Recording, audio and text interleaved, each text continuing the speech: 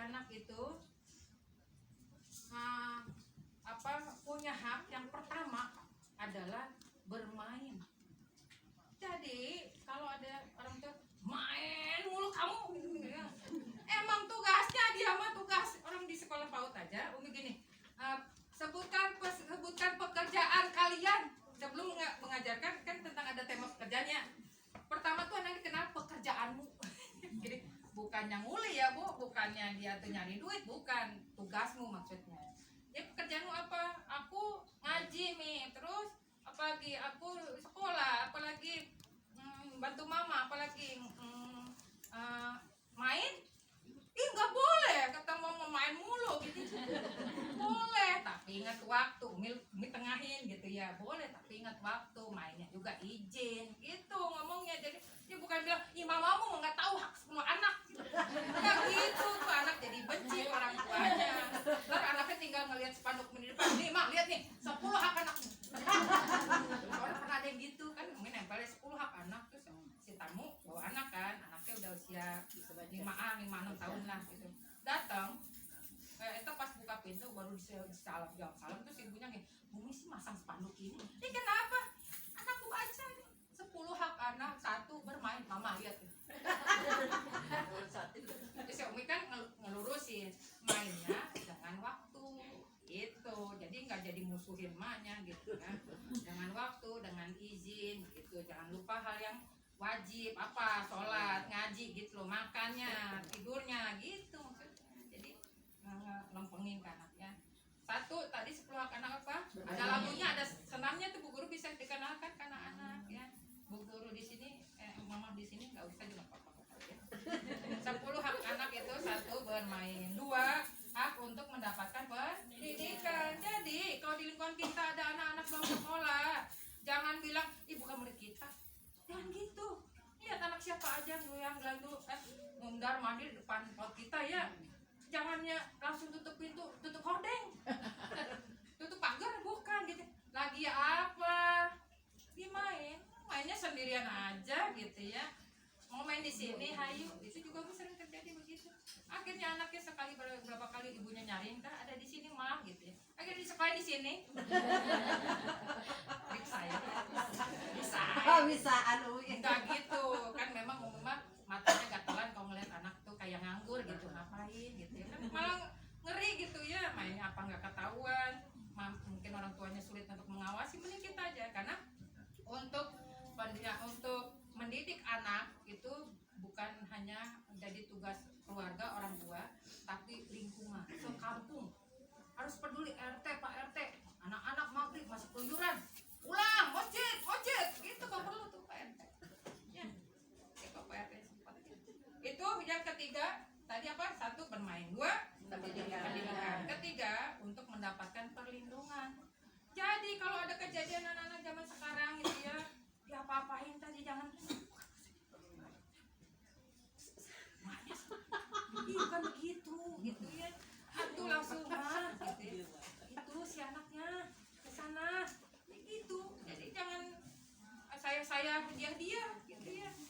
Lalu yang keempat, mendapatkan identitas ya anak ya, dengan gelar nama yang baik gitu ya.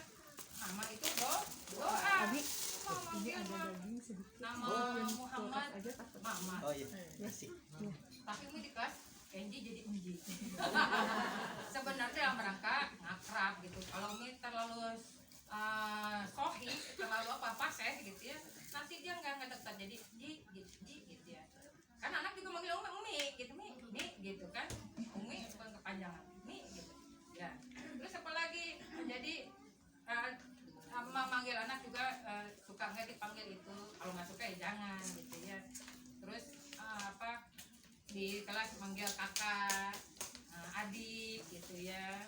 Terus apalagi ya, banyak hal identitas si anak-anak kita ya. Kenalkan, nanti umurnya udah berapa tahun? Udah 5 tahun gitu ya. Ntar lagi kerja ya. Besok kan gitu ya.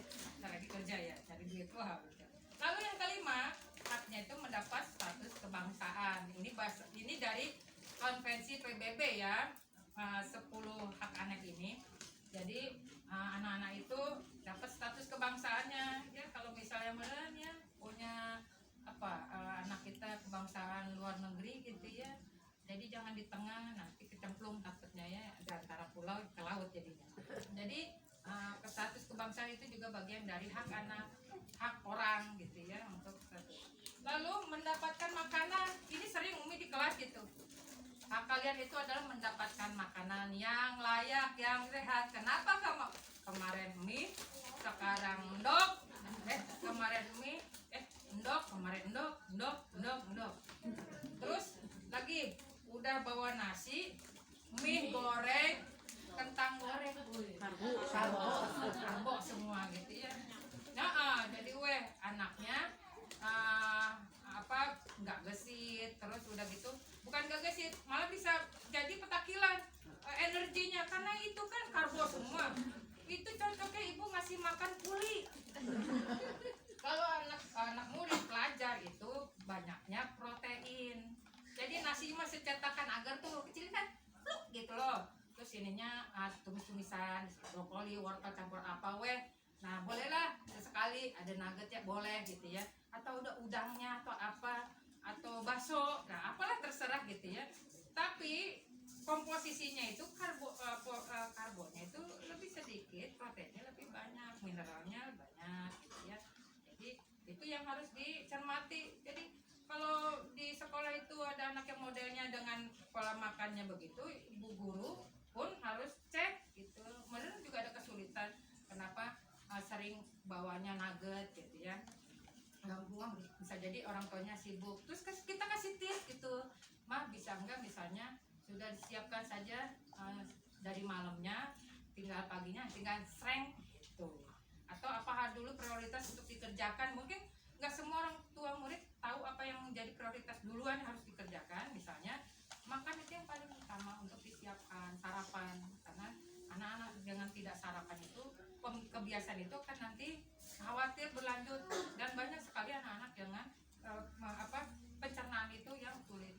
Ada lagi anak-anak yang nggak sarapan dari rumah, bu guru pun tanya gitu, dia sarapan belum, jangan gini, kamu mah gitu belum sarapan, jadi ketinggalan banyak. Enggak, sarapan dulu, udah pojokin sana, tinggal nanti nguping, tetap kita ngajarin mah, tapi dia makan nggak apa-apa gitu. Atau di belakang sana boleh, ada yang mau makan juga, mau sarapan juga, untuk menunjukkan betapa pentingnya sarapan gitu loh. Kamu bisa dengerin sampai sana sambil makan dulu, tapi tidak berlama-lama gitu ya. Makannya cukupkan dulu, jadi nggak harus sampai sebekalan habisin. Nanti sarapan dulu, nanti dilanjut nanti buat makan siang boleh. Mungkin ada pembiasaan itu dulu. Ya, lalu yang ketujuh, mendapatkan akses kesehatan. Contoh, Umi suka rewel tuh ya kalau dengan murid-murid yang giginya grepes gitu ya. Umi kalau ke anak suka ngomong, kamu suka pembiasaan suka minum susu sambil tidur apa gimana gitu ya. Apa ninggal gitu gini. Terus kalau habis minum susu kumur-kumur. Kalau bagusnya lagi sikat gigi atau apa, minum putih gitu ya. Artinya jangan biarkan anak tertidur usai minum susu. Jadi minum walaupun baik itu di air putih. Ada biar ini nggak ngerak terus lidah, gigi segala macam. Tahu nggak? Sering kali Umi dapatkan di kelas itu anak-anak yang kesulitan selera makan itu lantaran ininya nggak bisa ngunyah. Gitu. Umi kadang-kadang suka kasihan gitu ya. Kadang-kadang Umi temani di sebelah untuk dilembutkan. Terus sering dapat kerak nasi, merenin nasi yang semalam gitu, bagian keraknya gitu ya. Umi sisihin dulu, ini keras ya. Terus kalau Umi ada nasi mau Umi ganti, karena keras gitu, kesian, udah giginya habis, terus gitunya keras gitu ya, udah gitu nuggetnya tutung gitu. Tambah lengkap kadang-kadang. Umi kayaknya punya telur, Umi mah nggak pernah anak-anak ya udah yang apa gitu nggak. Umi kayaknya ada di belakang telur, nanti Umi warak-arik sebentar pakai mentega, nggak dibumbuin yang lain, mentega doang, telur, apa gitu. Siapa lagi yang mau gitu. Itulah gunanya kalau kelebihan kalau sekolahnya nempel sama rumah. Nggak ke dapur aja ngambil garam mau apa ke belakang. Mau kecap sepi banget makannya gitu, mau pakai kecap enggak, suka gitu ya kecap di sana. Jadi suka di sana. Udah berapa tadi? 7. Alhamdulillah. Lanjut 3 lagi, hak untuk mendapat piknik. Ya piknik. Kalau di sini malah orang tuanya yang minta-minta piknik apa piknik?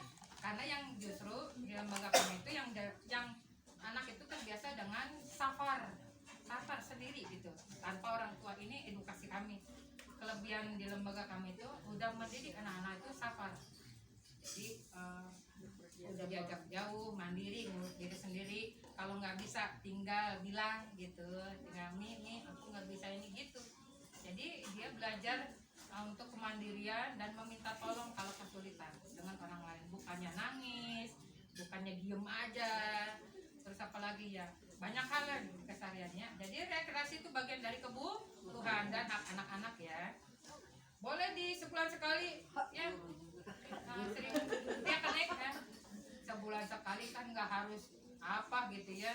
Kadang-kadang dari sini ke depan ke warung doang gitu aja udah piknik bagi anak-anak tuh. Hah? Udah sering itu mah gitu ya. Terus yang selanjutnya 9, mendapatkan kesamaan ya. Sama apa? Jadi nggak ada itu yang dibeda-bedakan, punya hak yang sama, punya diperlakukan hal yang sama, yang baik ya, perlakuan yang baik yang sama, ya dapat perhatian yang sama sesuai kebutuhan, semua tetap dengan sesuai kebutuhannya. Terus yang terakhir, anak-anak hak untuk memiliki peran dalam pembangunan. Bahasanya tinggi ya. Yang maksudnya dia bisa bisa menyampaikan hal apa ya yang kalian ingin lakukan untuk bangsa ini. Wah besar banget yang ngomongnya ya. Tapi misal mau apa nanti, besar mau buat apa. Wih, Masya Allah, nanti semoga bisa tercapai, bisa dibuat itu kan. Jadi banyak distimulus anak-anak untuk berimajinasi kreatif, mau membuat apa di kemudian hari. Itu yang stimulus kita. Dibiarkan anak-anak, jadi bukan plot tua kita, ih gak ada deh kayak gitu deh, ih gak ada nih, enggak. Dulu memang gak ada, Mang Paket dulu gak ada, sekarang ada Mang Paket. Paket ya. Oke, itu tentang apa tadi? 10 anak-anak apa? 1 2 3 4 identitas anak, kebangsaan, makanan sehat, kesehatan, rekreasi, kesamaan, 8 iya, 7 akses kesehatan, 8 rekreasi, 9 kesamaan, 10 membangun, untuk pembangunan. Kayaknya ada yang mulai ngantuk-ngantuk ya, kayaknya harus dihibur. Tepuk semangat. Semangat. Semangat. 1 2